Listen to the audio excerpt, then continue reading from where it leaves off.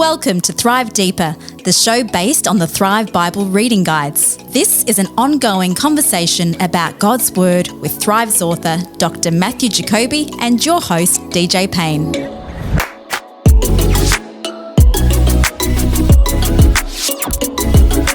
G'day and welcome to episode 94 of Thrive Deeper. It's your old pal DJ Payne here.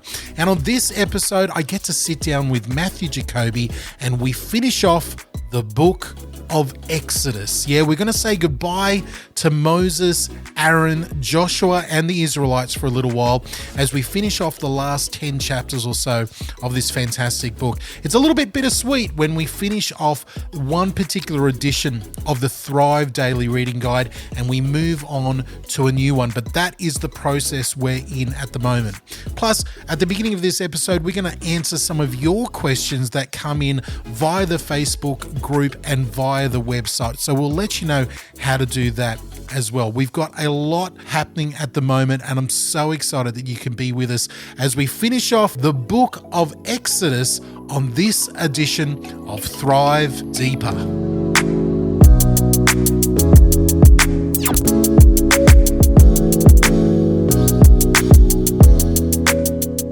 You've given me a new pair of headphones. I have. How are you handling It's my them? gift. That's okay. I feel a little bit too close to myself. Do I need to turn you down a little bit in your That's headphones? fine. Okay, because a problem we have and I have in mixing it, and every now and then someone who is a real audio freak will listen to the podcast and say, you know, I can't hear Matt. Like Matt wanders off in that sentence. And I'm like, yeah, because he doesn't have a pair of headphones on. He refuses to wear a pair of headphones. And when he's talking, he starts looking out the window and starts talking over here. And it's all, you know, bad stuff. So I've given you a pair of headphones and making you wear them. Yeah, well, no, I'm very grateful for that. Thank you. It's going to take me a little while to get used to them. Listen, you're a recording artist. You should be used to listening to yourself. I should. All right, now listen, on this episode, I'm excited because we are wrapping up, and it's always an exciting episode when we wrap up an edition of Thrive Perspectives, Thrive Deeper. Wrong podcast. Wrong podcast, exactly. We wrap up an actual physical edition of the Thrive Daily Reading Guide. Yeah. So we've been in the baby blue Thrive Daily Reading Guide for the last 3 months. Yeah. And we've gone through the book of Exodus. We are finishing it today because as of today, there's a brand new Thrive Daily Reading Guide, calling it the hot bubblegum pink magenta copy that's out there. And we're going to start that in a fortnight about the book of Revelation. Yes, we are. That's exciting, isn't it? I, for one, am very excited about the transition here, but I'm excited and a little bit sad to be saying goodbye to Moses and the Israelites in the book of Exodus today, but we've got a lot to cover on this episode. But before we do that, I've got a couple of questions for you, Matt. Yeah, go. And that's our new commitment because we're doing the episodes every fortnight now. We can't let these questions build up. So got a wonderful question here from Chris, good old Chris, a wonderful active member of the Facebook pages, the Facebook groups and stuff like that. It's from a little while ago when he was reading through Exodus chapter 20, and at the end of the commandments, God gives Moses some guidelines about a proper use for an altar, that it was only made of earth and natural stone. It couldn't become a thing of beauty by itself, that type of thing. It couldn't be worshipped by itself. And then someone else has jumped in and said, listen, I too thought that there was a beautiful point that God was making about the proper use of altars there at the end of chapter 20. But then when we get into the tabernacle, holy moly, it's all like beautiful gold and this and, you know, it's the other end of the spectrum. Why the big difference? Initially, so altars were built quite frequently early on. This is before the tabernacle. It takes a little while for the tabernacle construction to happen, but they're still using altars. The idea here is not to create something that is ornate that's going to possibly become an object of veneration, but something functional. Once we get into the tabernacle, creating beautiful things because everything's set out exactly as it should be with the right dimensions. Yes. See, before the tabernacle, there's not really any directives for how altars are to be built apart from this. Okay. So it's just leave it plain, make it functional. Let's not make a big deal about big ornate altars. Yep. And then we get the look, the one in the tabernacle was fairly straightforward. I think certainly the one in the temple was a bit more ornate, but still with the sloping platform and so forth. Yeah. Okay. So is part of the when I read through this again after that question came in, I thought part of it popped in my head thinking about the Israelites wandering through the desert and stuff. But we had other altars. I mean, Jacob makes an altar and stuff like that, and it sounds like they're just stones piled on top of each other. Yeah, that's right. Yeah. Is that because they were like a nomadic people wandering around, or what? But again, then my thought was, if there are nomadic people wandering around, why even build an altar if you're not going to be passing that way again? Or how does that work? Altars are a really interesting kind of thing. They are a statement of worship that God did this in this place. At Bethel, Jacob set up a stone because God met him there, and at various points in various places they will construct an altar, and they will offer a sacrifice at that altar. This is, I guess, customary way of expressing your worship to God in an ancient Near Eastern context. So it happened in the ancient Near East, and so it was a sort of worship idiom, if you will, that gets appropriated, interestingly. But the point of this is not, it's like God saying, I'm appropriating that to some extent, but not, not in the full not in the full sense. I get you. Is there one last question? And this just springs to my head then when we're talking about it. Is there any appropriate? This might lead into another question we've got coming in here. My bridging question here. Is there any appropriate times or things that we should ever think about now about making an altar today?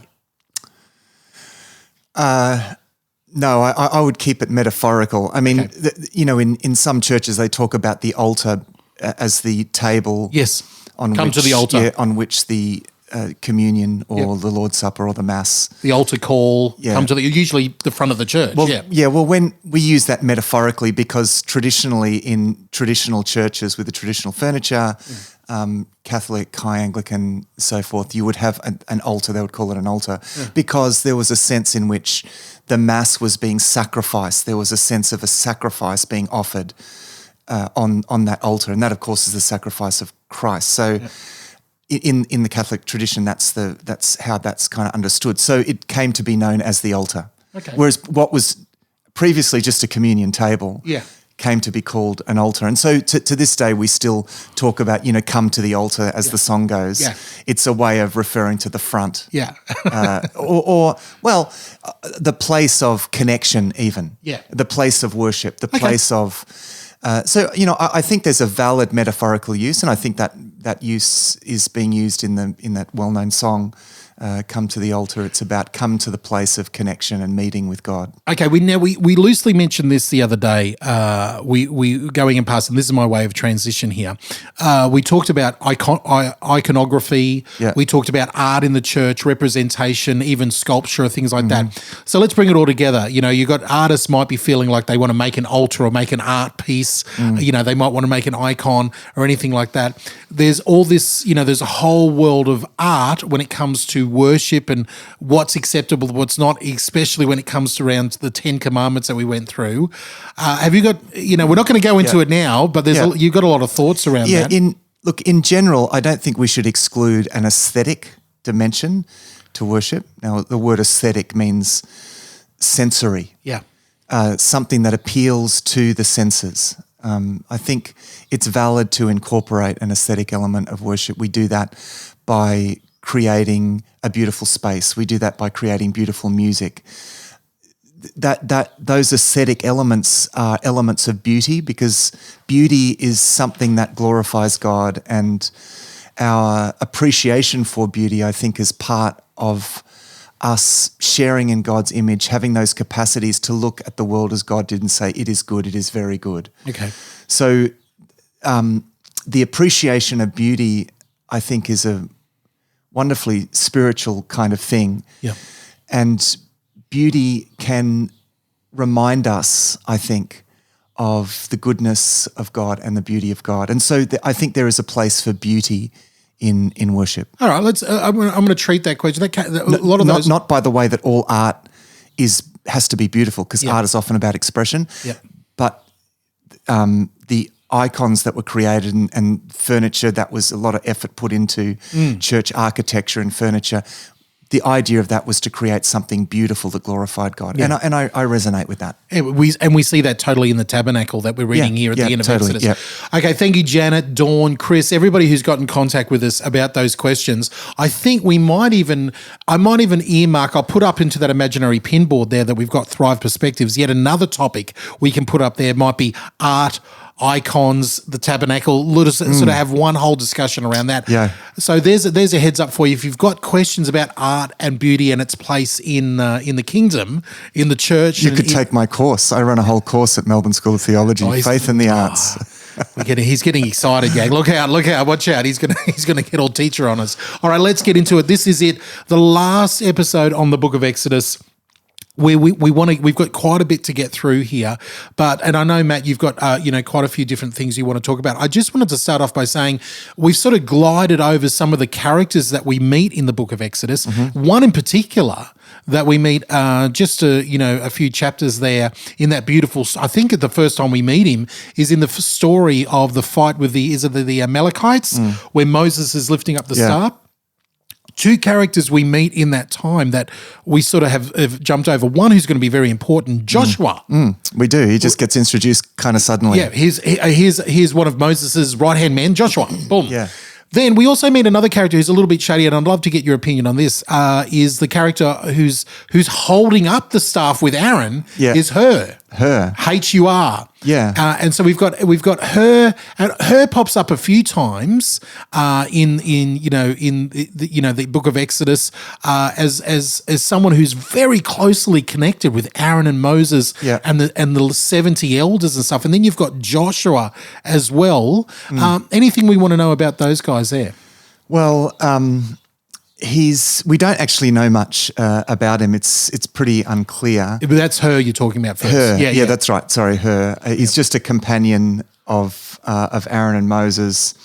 We know he's a member of the tribe of Judah. His identity it's elaborated a little bit in some rabbinic commentary, but we don't really know much. Aaron, of course, is very significant as Moses' brother, and he's going to be the first high priest. Yeah, and I love some of that rabbinic tradition is that Hur is somehow related in there, and some of them say that he's something to do with Miriam. He might be a husband of Miriam. Yeah. Some people say he might be the father of Caleb. Yeah. With Caleb and Joshua there. There might be some sort of family tradition. Yeah, that's right. The one thing that I found really interesting was in one of the writings that I found from some rabbis and some Jewish people from ancient writings was that they believed that and we're going to get to this, when the people rebelled, when the Israelites rebelled with the golden calves, one of the traditions and stories, and it's totally not in the Bible, so this is just a tradition, is that Hur stood up to them and said, "Do not do this," and they killed him. And that's why we don't read, we don't hear from him at any point after that. He sort of just disappears. I like that story. And that's why they say that Aaron gave in, because Aaron was so fearful for his life that they killed her in front of him. Aaron's like, okay, just bring all your gold, and goes into the story. That was one of the, a Jewish story. Okay. Now, again, this is just a story. but I like it. I don't mind it at all. But speak to us, because we're going to see Joshua again and again and again. He's going to pop up more and more now.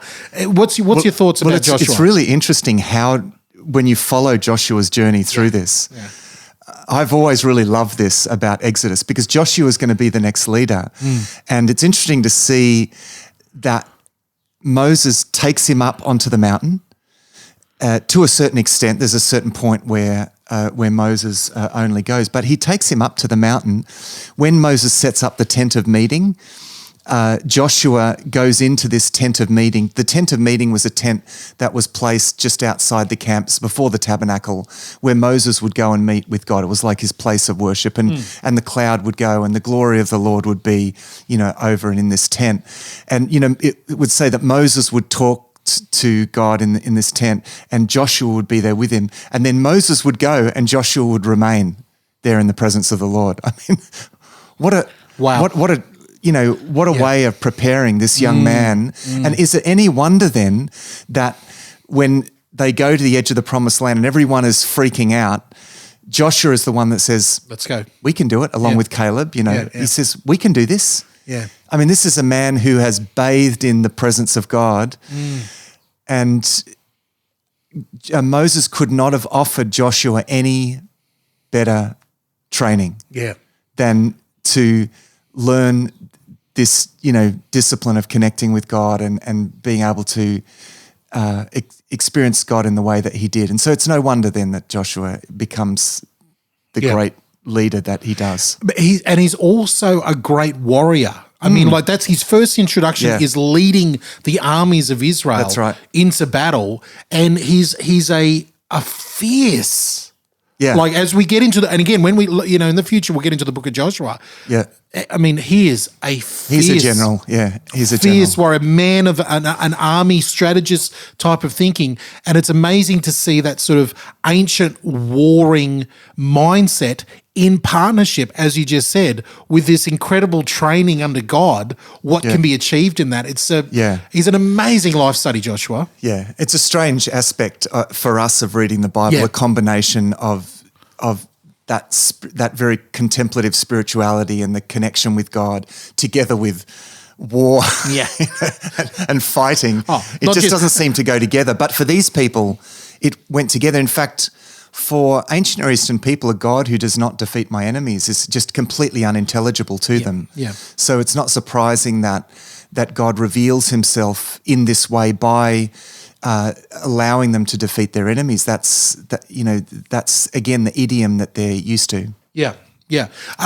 Okay. Let's move in. We've got to fly through these last 10 chapters today of the book of Exodus. Most of which, by the way, talks about the setting up of the tabernacle, which we alluded to last week, and we won't go into any I mean, that's a whole, there is so much. Let me just say, if you're really interested in getting into the, and I say this as a expression, not as trying to belittle anything. If you really want to get into the weeds about the tabernacle, there's lots of great books, videos, YouTube lectures and stuff like that about dimensions, what everything meant, what everything was placed. Yeah, and everything in fact, like that. The best way is, first of all, have a look at a picture, a good diagram of the tabernacle.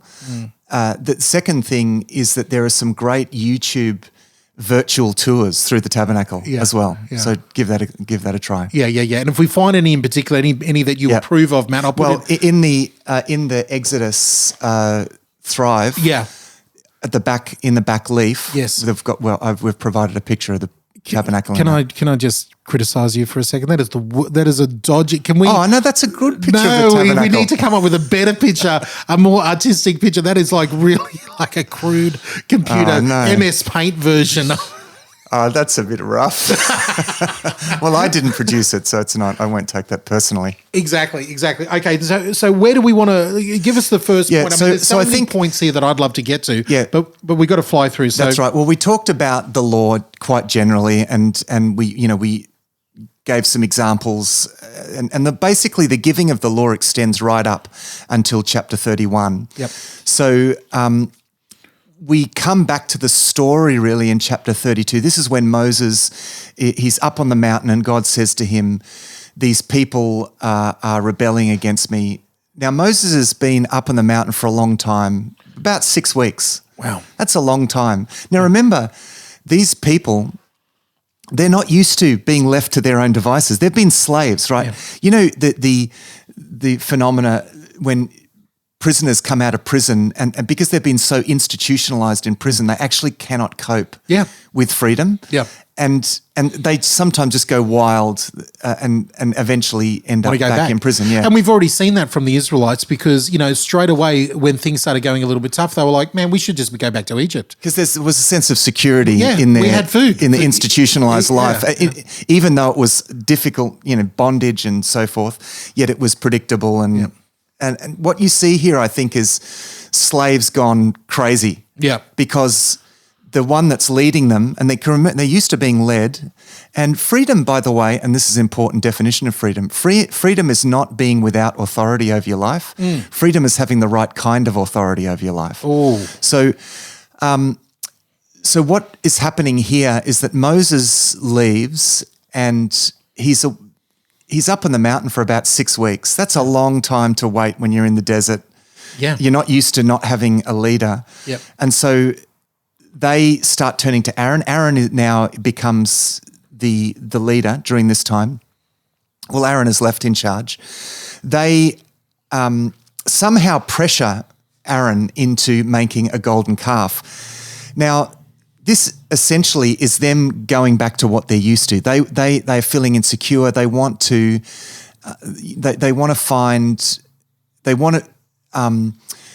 grasp something that they can grasp. And so Aaron gets all their gold off them. They make this golden calf. It's essentially giving them something that they're used to, something that they can get a handle on. As in they've lived in Egypt for, generations and they've seen, golden statues and things like that. And look, calves are were a very popular way of representing the gods in various ways, not only in Egypt, but in Canaan and so forth.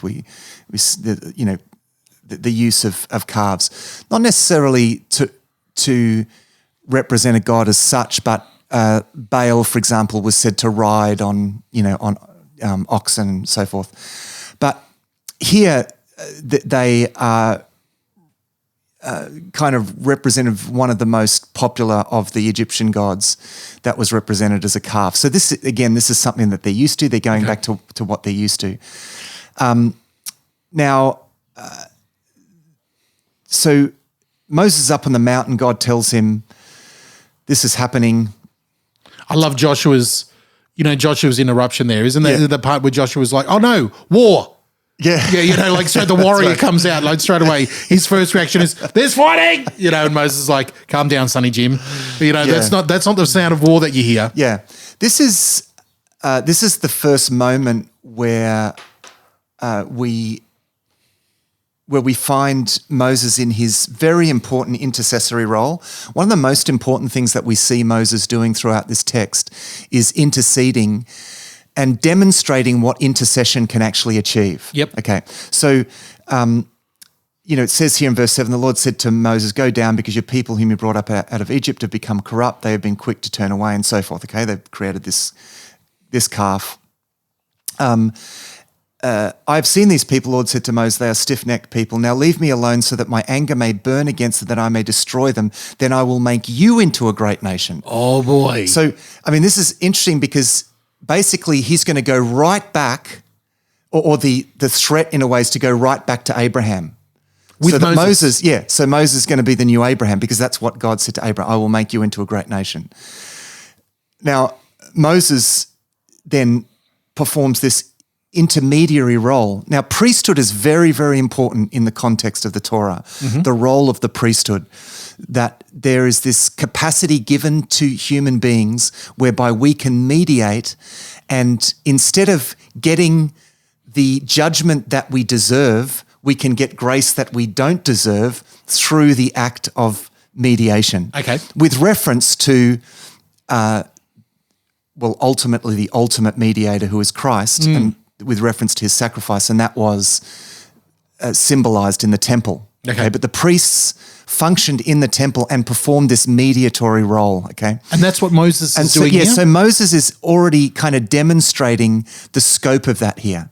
Now, this is not what this is about. They did what they did, but out of that comes an amazing demonstration of God's willingness to heed this intercessory prayer. Okay. Did they deserve to be destroyed? Absolutely, because God brought them out of it. Look at what he had done for them, for goodness sake. And now they're turning back to the gods of Egypt. And we've got to remember just a few chapters beforehand, when the law was given, they as a people said, we will keep it. Yeah, that's Everything right. you've said, we will do. That's right. Yeah. A few weeks later, they made it. That's right. They made a promise. Not only that, but they'd seen all the things that God had done against the gods of Egypt. Yeah. So God had proven that that the gods of Egypt were no gods at all, and that he was the only God. And so this is a sin with a really high hand. This is really shaking the fist at God. So it's not just a matter of it is in one sense them going back to what they're used to. Yeah. But it's really defiant, given what they've seen. Now, what we're going to see further on in this chapter is really harsh, but we have to remember again what the principle is to whom much is given, much will be required. And they are accountable for what they have seen. They have seen God hold back the waters of the sea. They had seen the 10 plagues in Egypt. They'd seen the Egyptian gods, completely invalidated in that way. And yet now they're turning back to the Egyptian gods. So anyway, so do they deserve judgment? Yes. Oh, excuse me. That's my water bottle. Okay, question there, as we've had a break from the water bottle there. A question there that I've always had in my mind, was Aaron saying when he said, these are the golden calves to the people, was he saying that this is a representation of Yahweh, or was he saying that these physical golden things are the gods? It's artfully ambiguous. Wow. Okay. And I That's think not the answer I wanted. No, I know. Well, I think Aaron is actually being artfully ambiguous. Okay. Like, these are your gods who brought you up out of Egypt. Now, it's plural. These are your gods. And I think he's just catering for he's just giving them whatever they want, really. Yeah, because the next statement, like it says, Aaron saw that the people were excited that he had made the calves, and then he says, tomorrow we'll build an altar to the Lord. Yeah, that's right. And I'm like, hang on, what is he having his cake and eating it too? So it's not just him trying to represent God. I mean, maybe in his mind he's doing that. Yeah. But by making a calf, he's actually appealing to gods that they already knew. Gods that are not the God that brought them out of Egypt. And he's breaking one of the 10 commandments straight away. Don't have any representation. Yeah. Although remember, he hasn't heard the 10 commandments yet. Oh, that's true. Yeah. Good point. Yeah. But I mean, even though... Well, actually... I think certainly the principle may have been there. Yeah.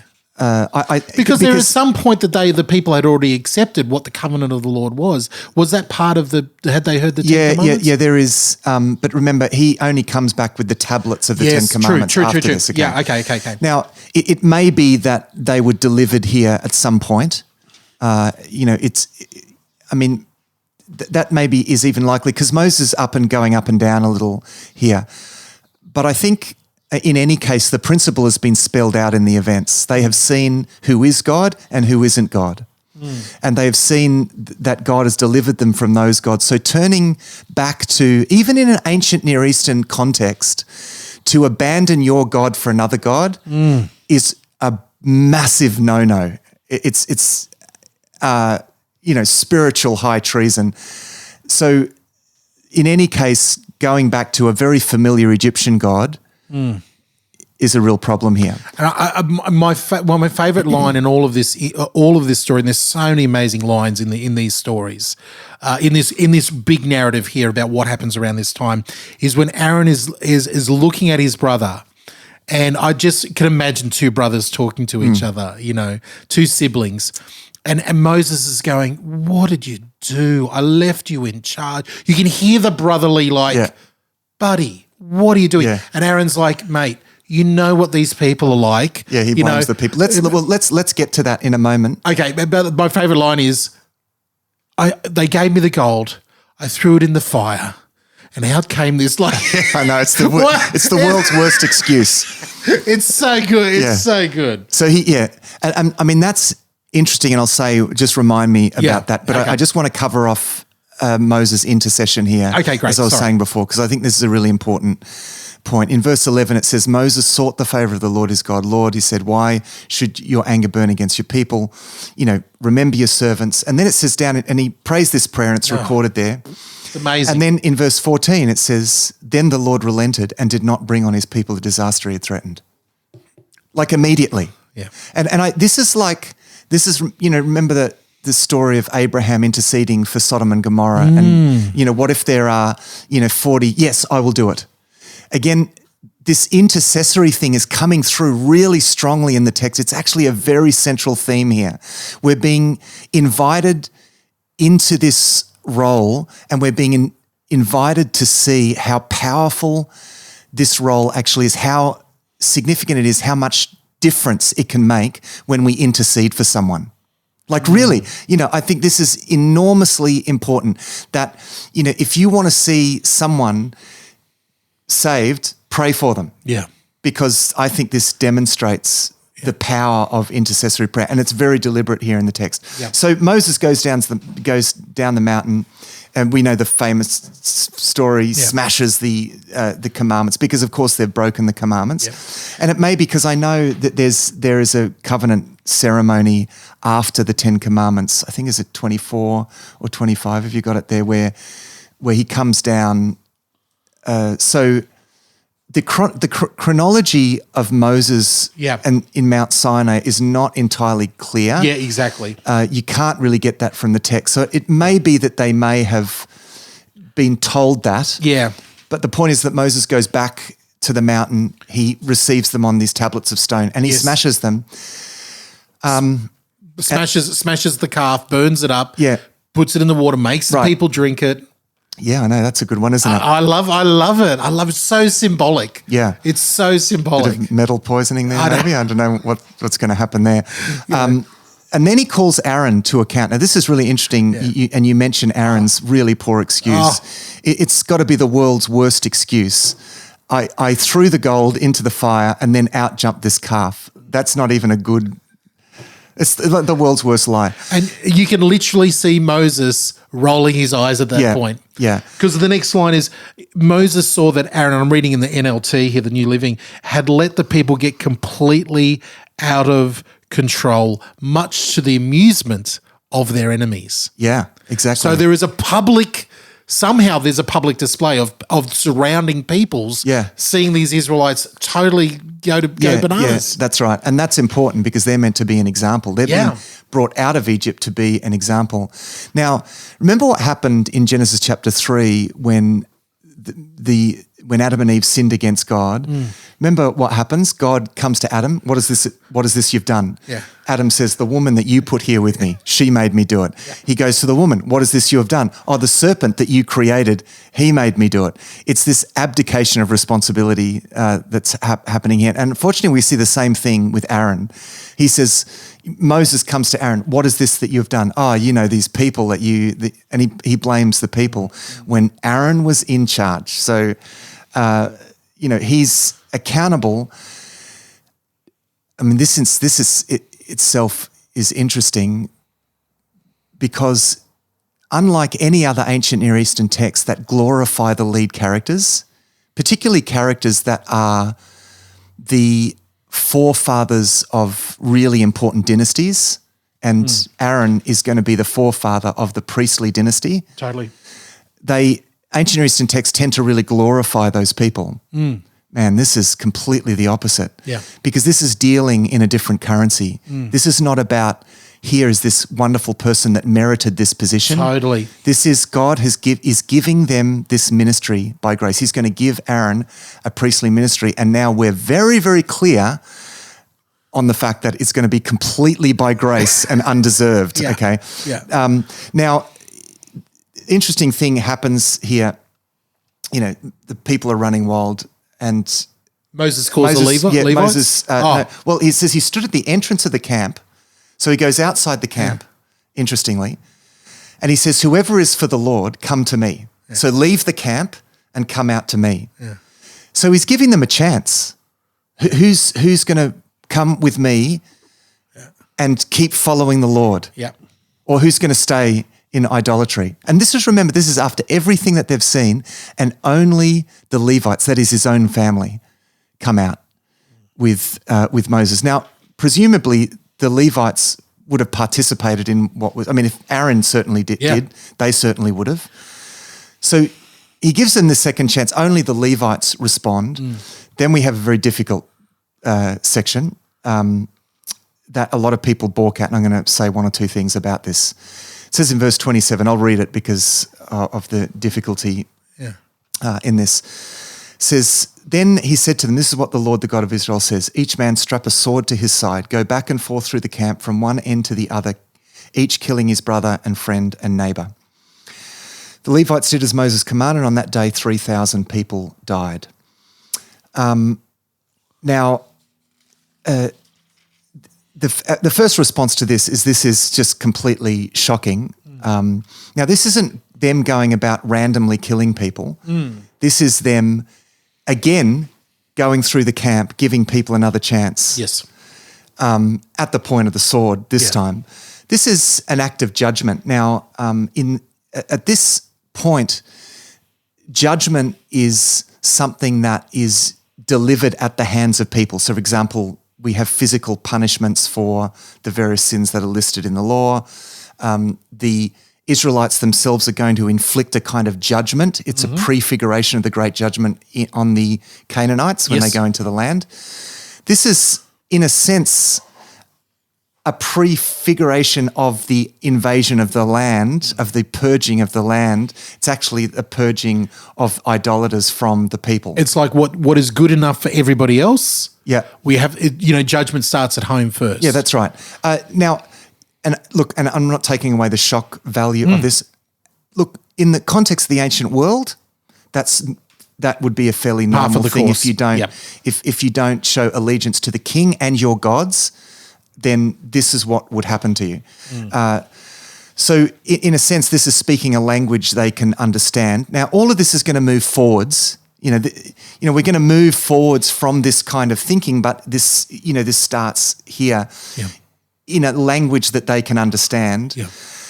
But harsh? Is it harsh? Well, again, let's just be reminded of what has just happened. They are held accountable for what they know. They have seen things the like of which has almost never been seen before apart from the ministry of Jesus. Yeah. Maybe a few events in the life of Elijah and Elisha.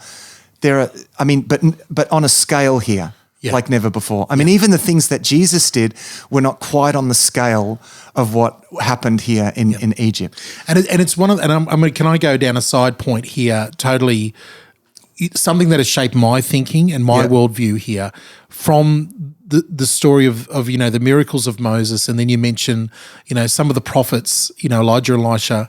Amazing miracles happen under them, and then then these amazing miracles happen in the life of Christ. Yeah. Each of these amazing, miraculous times of signs and wonders, through pre-church type of thing, all of them didn't lead to faithfulness. Yeah. You know what I mean? Yeah, and it didn't lead, and Jesus was explicit about it. He was incredibly explicit, like to the point where, if you want to see miracles, that's not what I'm about, type of thing. And yet he held them accountable because for that. Yes. If, he says, woe to you, Chorazin, woe to you, Bethsaida. If the miracles that were done in you had been done in Sodom and Gomorrah, they would have repented long ago. Yeah. So miracles don't necessarily create faith. No. It's almost that principle comes into play.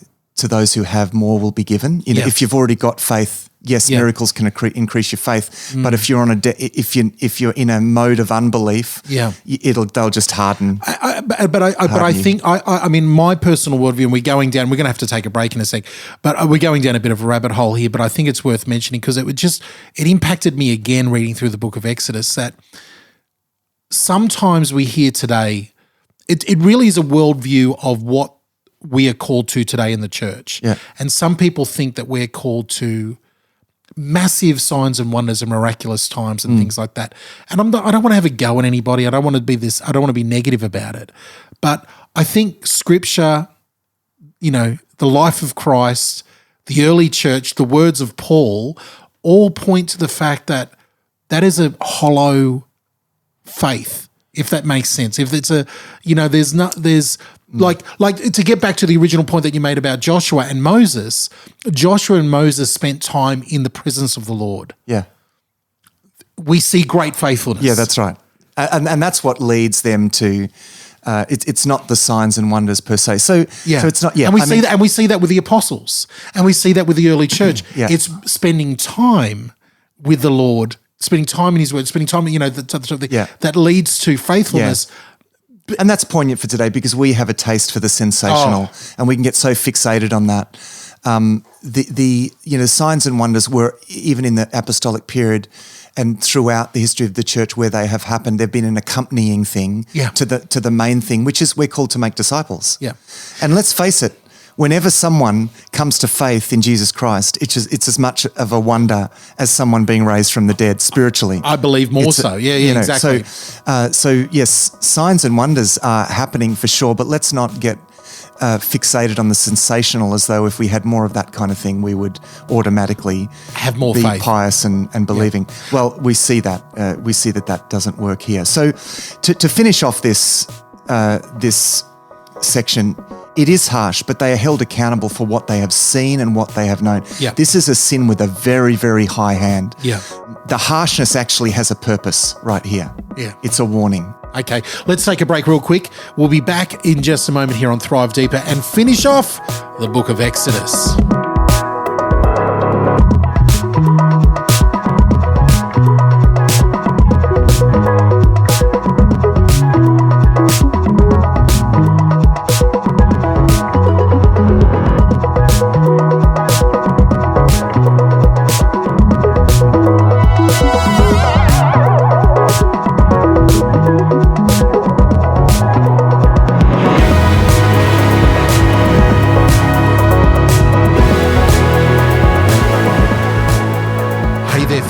DJ here to interrupt another episode of your favourite Thrive podcast yet again. But I want to let you know of all the great stuff that's happening over at thrivetoday.tv. Now, number one is we have an all-new designed website about to launch. So make sure, we'll let you know when it's launched. Make sure you're following us on Facebook, on the Facebook page and in the Facebook groups. You can go join those. Also, make sure you've got a new copy of the new edition of Thrive. You can order those digitally. You can get a digital copy on your Kindle or your e-reader, even a PDF version to read on whatever you want, or you can pick up the fantastic physical copy as well. A little something that's happening that I would love you to do is follow me on social media. Yeah, I know that sounds really vain. It sounds very, look at me, but they've got a method to my madness. I want you to follow me on social media. You can find me on Facebook, you can find me on Twitter, you can find me on Instagram. Anywhere you are, that's where I am as well. Is that a Bible verse? I don't know. But for me, that's about social media. Just look up DJ Paine, DJ Paine, DJ Paine. You'll find me there on all your social media. It's DJ Paine with an E on the end. And you'll find me there. Now, the reason why is coming up in the next couple of weeks, maybe on the 1st of June. We'll see how we go. I want to start a Bible reading program. I'm working on reading the Bible through in 6 months. Can it be done? Can we read the Bible through chronologically as it happened in 6 months? Some people say, "You're mad, DJ. It's crazy. It could never happen." And I'm telling you, it's just so crazy, it just might work. So if you want to know more about that, I'll let you know on upcoming editions, but follow me on social media. Over the next, 6 to 7 months, between now and the rest of the year, there's going to be a lot of Bible-related reading, posting and stuff like that as I try. Well, I'm not going to try. We're going to do it. Read the Bible through in 6 months. If that gets you excited and you'd like to join in with the crew, let me know. I'd love to do something special with you there. All right, that's enough from me. Let's get back into the episode and wrap up this exciting book of Exodus on this edition of Thrive Deeper.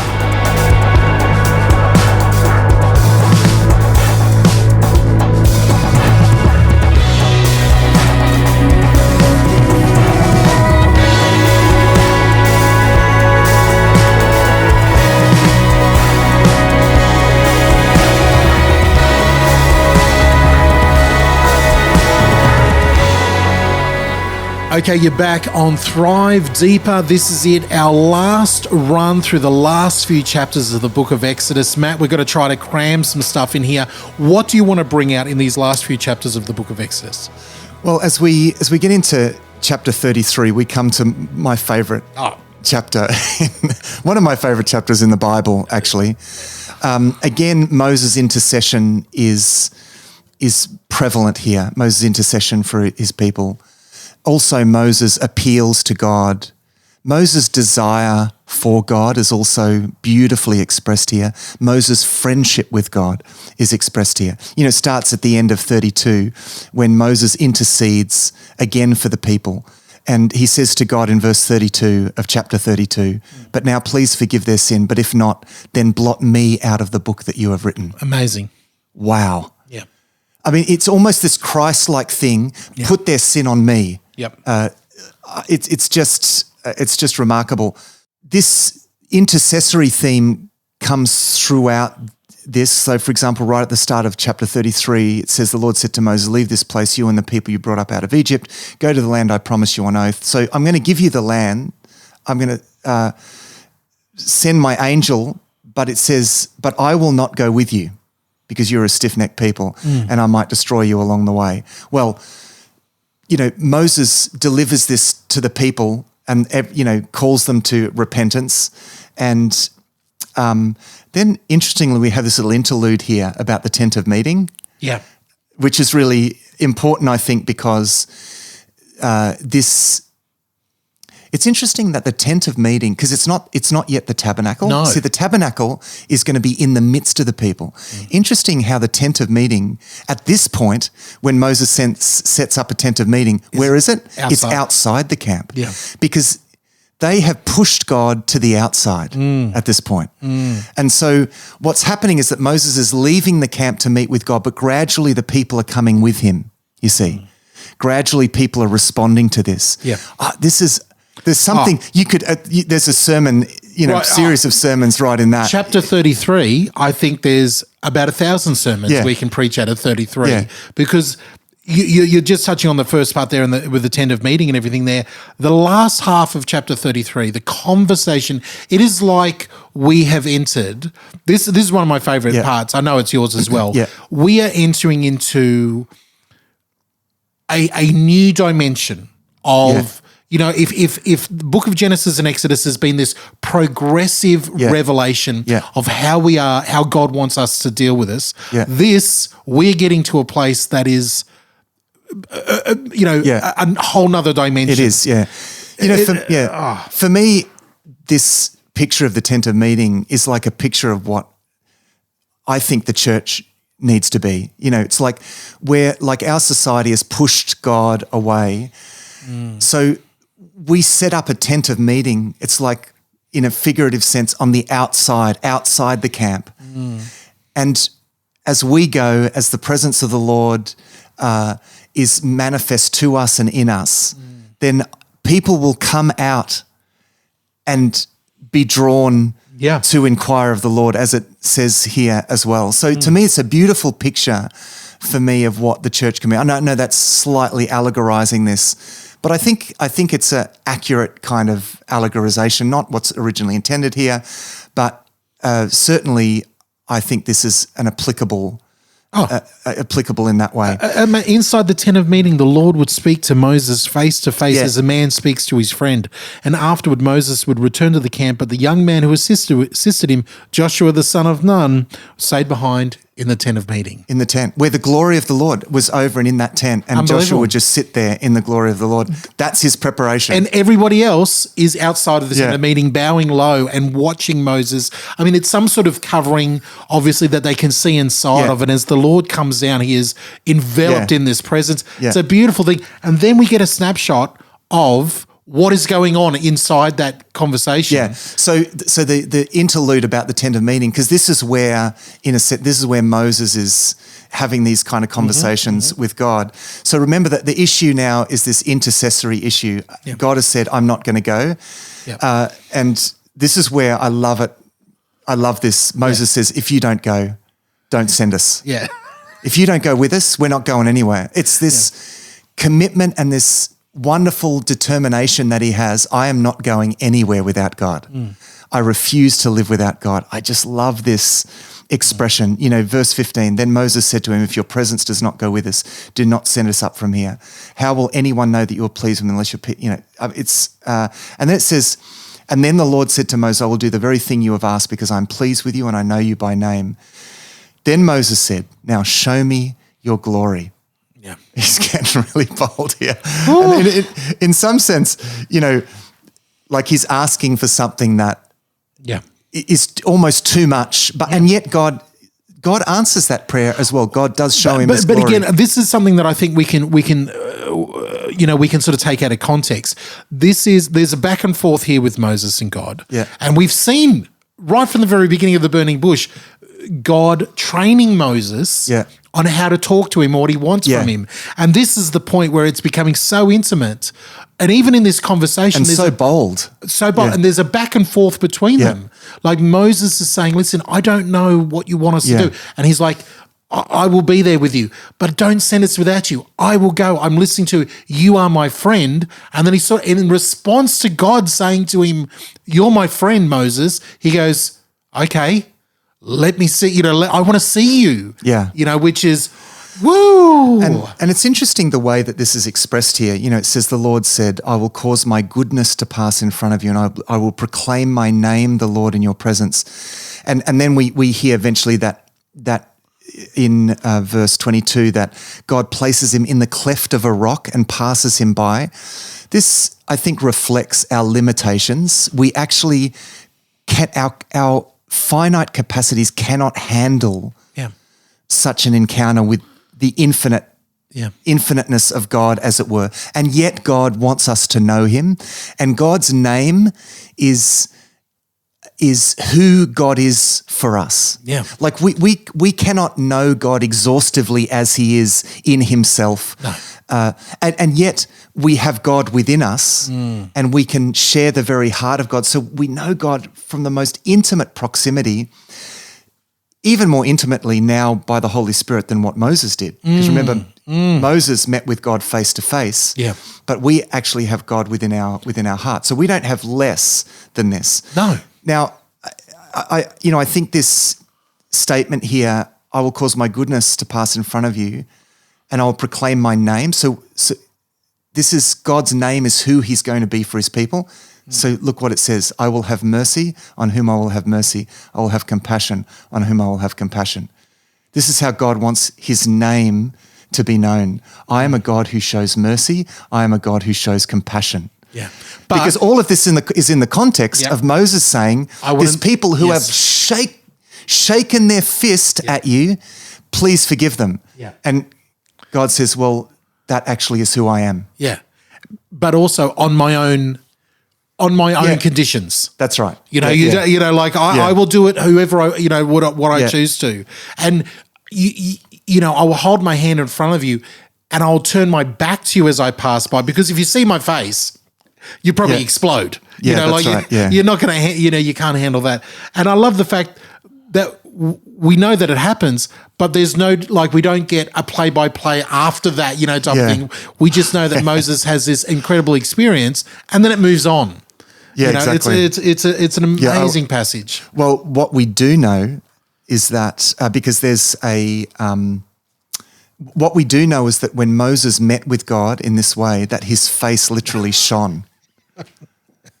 And that in itself is stunning symbol. This comes at the end of chapter 34. Yeah. It talks about Moses' shining face, and it freaked the people out so much that they got him to wear a veil. Yeah. Now remember, God had called this is also richly symbolic, because God had called his people to be a light to the nations. Yeah. And so, this is what's so poignant about Joshua remaining in the presence of the Lord and Moses being in the presence of the Lord. That is actually what made him luminous. It's that. It's his relationship with God that made him luminous. This is not about law keeping. I mean, law keeping is an expression of our love for God and our intimacy with God. It's an expression of that, but it doesn't create that. What makes Moses shine is his time spent in the presence of God. Amen. And so, anyway, I skipped a whole bit. You've got chapter 34 then, which has Moses going back up to the mountain. A new covenant. The new copy. God gives him new tablets, and then he makes this covenant and basically answers, okay, I will go with you, and reiterates his promise. Verse 10 of chapter 34, and the Lord said, I'm making a covenant with you before all your people. I will do wonders never before done in any nation of the world. And that's in response to Moses. Again, Moses' repeated prayer, where he says in verse 10, then the Lord said, I'm making a covenant with you. Moses in verse 8, Moses bowed to the ground at once and worshipped. Lord, he said, if I found favor in your eyes, then let the Lord go with us. God says, not only will I go with you, but I'm going to do wonders, amazing wonders before the nations. So God answers their prayers. They have new tablets of stone. And then we have this little list of commandments. I want you to make sure, walk in these commandments, live by the pattern that I've set you. This is not, the way I would describe the commandments are like the rumble strips on the side of the road. They're not the road, they're the markers for the road. Okay, explain what build that out a little bit. What do you mean by that? Rumble strips are those things that when you drive on, it goes grrr, when you're driving along the road. Yeah. To me, that's the role of the law.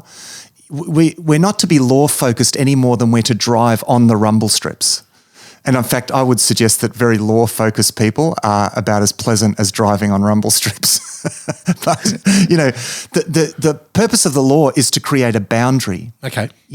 We live in accordance with the law, but it's not all about rules. Yeah. It's about a relationship with God. And that's what is demonstrated here. So in that metaphor, the rumble strips are the law. Road itself? They show the boundaries. The road itself is this relationship with God, is living in God's presence, in God's mercy. It is demonstrated by Moses' relationship with God. That's the road. It's walking with God, to use the expression that's said of Enoch and of Noah. That could have been true of Adam, perhaps was true of Adam for some time until he fell. It's true of Moses. He walks with God. And so God wants his people to walk with him. The law is there for them to know when they have veered off the road.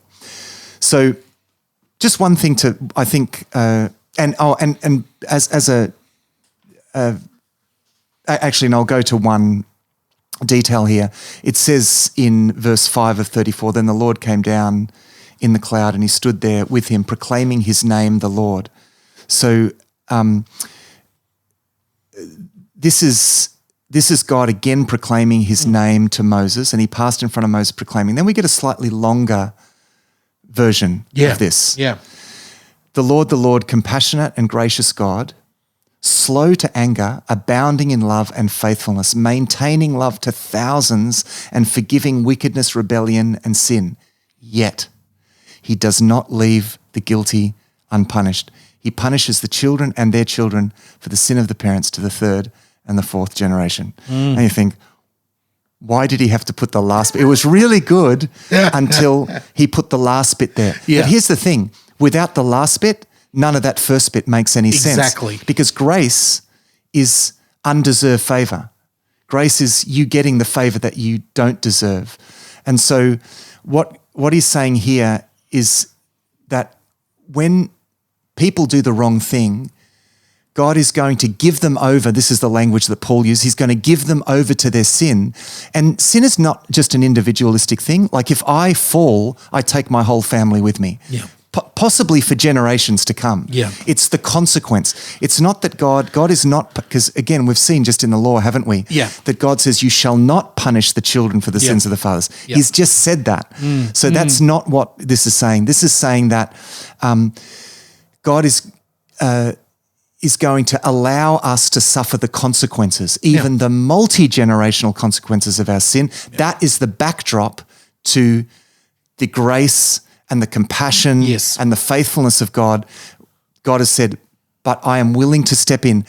I'm going to let the consequences happen so that you might call upon me. And the promise here implicitly and elsewhere explicitly, when you call upon me, this is who I will be for you. You will see that I'm faithful, compassionate, and gracious. And we've just seen an explicit example of that in the previous chapters. We have just seen that, and we will see it again and again and again with these people here. All right, Matt, we are fast running out of time.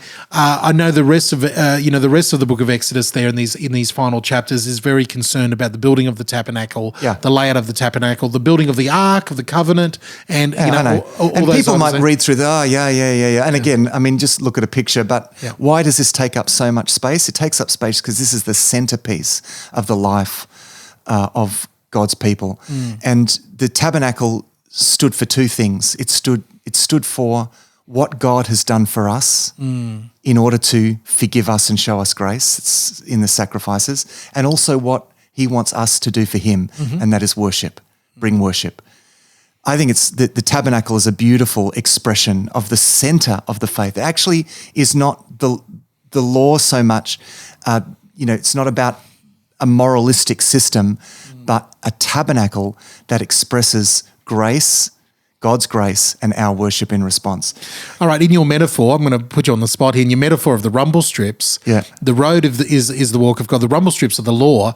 The tabernacle in our life, tabernacle is the place of worship. Is this relationship of worship. Case in point. We are not limited in this age of grace in the church to be in a particular tent or a building to have this experience of worship. So in your metaphor, is the worship the car? Is it the engine? Is it the fuel? Give us, let's build this metaphor. That's a good example of taking a metaphor too far. That's me. In a way, you could say that. I mean, the tabernacle actually is the way. Yeah. Jesus fulfilled the symbolism of the tabernacle, and he says, I am the way, the truth, the life. And so this is the way. It's this point of connection with God. It's all about this connection with God and living in God's grace and living in worship. And what does that look like? Well, I think the final picture in the book of Exodus gives us a beautiful picture of what this looks like, as it says here in chapter 40, verse 34. Then the cloud covered the tent of meeting, and the glory of the Lord filled the tabernacle. This is in the midst of the people after they built the tabernacle. So God is dwelling in the midst of his people. Moses could not enter the tent of meeting because the cloud settled on it. And then it goes on to say that when the cloud lifted and moved on, they moved on. When the cloud settled and stayed, they stayed. So they are walking with God. This is the Israelites walking with God, as Noah walked with God, as Enoch walked with God. This is a beautiful expression of what life is all about. Life is about walking with God.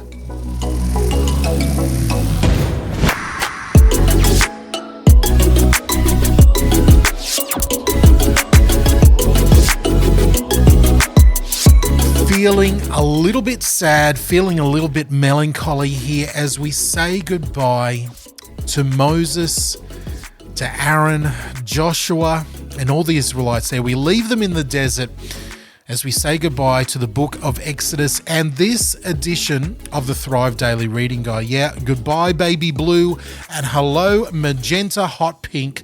We're about to head into the book of Revelation in 2 weeks' time. We'll be joining you as we begin this journey through the end of the book. We go from the beginnings to the end, and I'm so excited as we enter into the book of Revelation. Hopefully you've got your copy of the Thrive Daily Reading Guide. If you want a digital one or you want to order multiple copies, remember you can do all of that over at our website at thrivetoday.tv. You can contact us, send us your questions, and while you're checking out that, we will see you in 2 weeks on another edition of Thrive Deeper.